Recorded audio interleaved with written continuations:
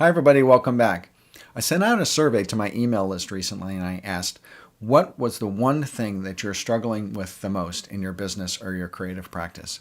And one of the top answers I got back was time management. How to manage your time in the most productive way.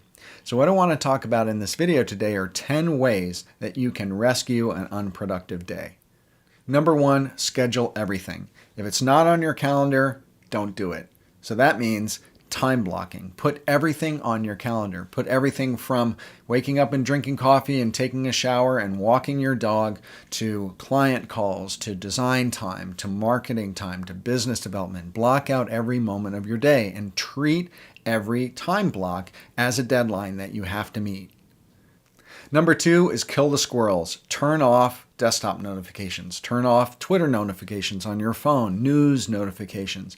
I, for one, am incredibly distractible.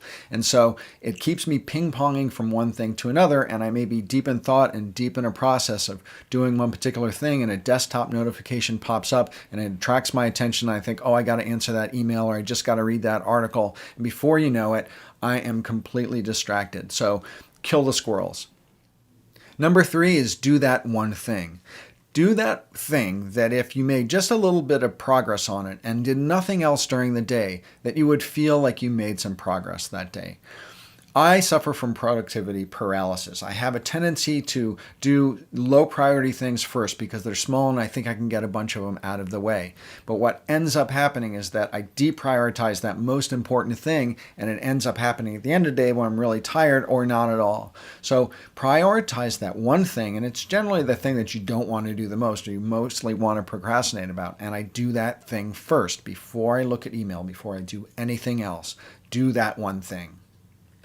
Number four is set up a reward. Set up a reward for getting something done or a series of things done. It could be as little as a cookie or a walk around the block or listening to some music, or it could be as big as a dinner out or a trip to Vegas.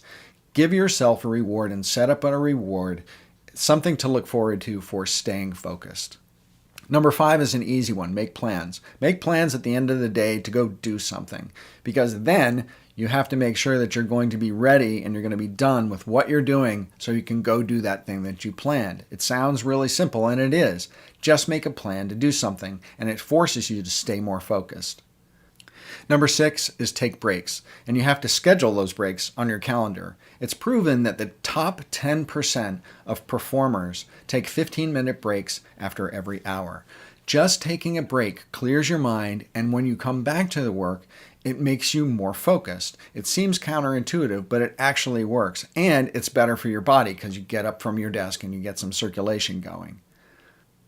Number seven is do something unrelated to your to-do list.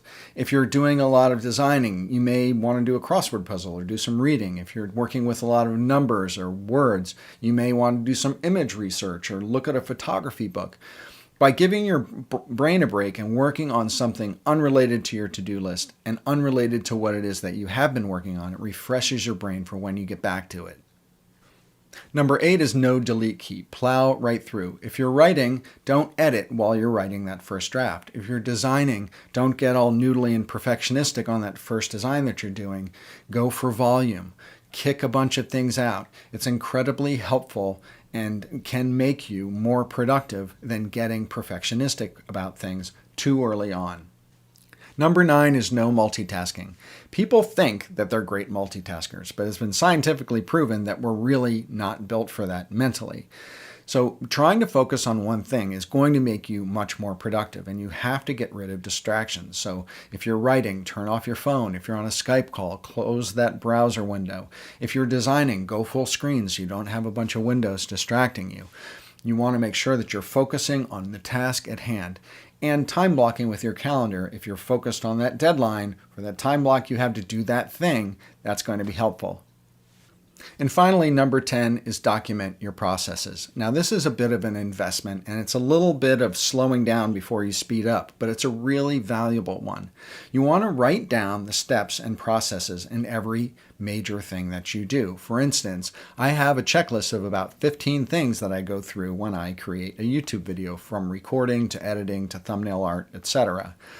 And by documenting your processes, one of the added benefits of this is if you have people on your staff or you eventually get a virtual assistant or something like that, you can use this documentation to train them to do what it is that you do, to be able to delegate more easily what it is that you do. And by having those steps codified, it makes it easier for you to be efficient with your time and to get things done very systematically. So you want to write down and codify the steps for things like project development or designing or content development or publishing or new business outreach or marketing activity. You want to write down specific steps for everything that you do and then follow those steps. It will make you more efficient. So that's it. I hope you enjoyed this video on 10 productivity tips that can help you with your time management. And if you did, please hit subscribe below so you can see my videos when they come out. And from Verhaal Brand Design, my strategic branding and design agency, thank you so much for watching. And if I can help you with your brand strategy or brand design or your career, please reach out to me at philipvandusen.com and let's talk about what I can do to help you reach your business goals or your professional goals. And with that, thanks again for watching, and bye for now.